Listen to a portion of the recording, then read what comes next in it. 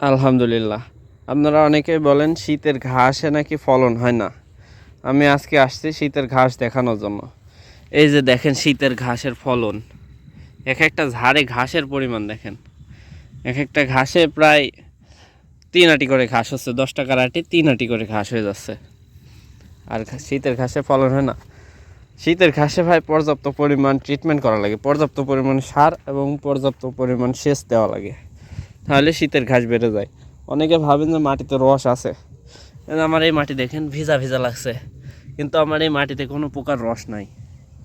এই আমাদের এই যে ভিতরে খেয়াল করে দেখেন, এই জায়গাতে মেশিন সারা চলছে। এই যে মেশিনটা নষ্ট হয়ে যাওয়ার কারণে পানি দেওয়া হয় না, যার কারণে আমাদের ঘাসটার গ্রোথ একটু কমে গেছে। তাছাড়া শীতের ঘাসে প্রচণ্ড পরিমাণ ফলন। আমাদের এখানে 4 কাঠা বয়ে আছে। এই 4 কাঠা ঘাসে আমাদের 2টা গরু এবং 5টি ছাগল অনায়াসেই পালন করা যায়। শীতের ঘাসে ফলন হবে না কেন? আর এই যে দেখেন ঘাস কেটে নিয়েছে। ঘাস কেটে নেওয়ার পরে এক একটা ঝাড় থেকে কুশি করছে, কি করা দেখেন। যেগুলো কুশি করছে এগুলো কিন্তু সব বড় হয়ে যাবে। প্রচণ্ড পরিমাণ ঘাসে ফলন, শুধুমাত্র সেচ এবং সার দিয়ে রাখতে হবে। হ্যাঁ, 10 দিন পর পর সেচ এবং সার দিতে হবে, তাহলে আপনার ঘাসের পর্যাপ্ত পরিমাণ ফলন হবে।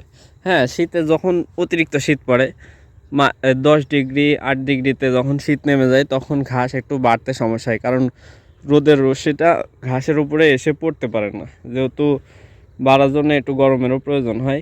আর আমাদের বাংলাদেশে তো সবসময় 10-8 সাথে থাকে না, তাই না?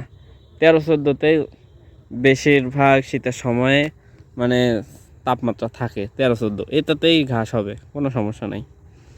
পর্যাপ্ত পরিমাণ সেচ সার দিতে হবে। আমাদের ঘাস খারাপ হয়নি, এখন ঘাস কাটছে। এই যে কয় ঝাড় কাটছে, এতগুলো ঘাস হয়ে গেছে।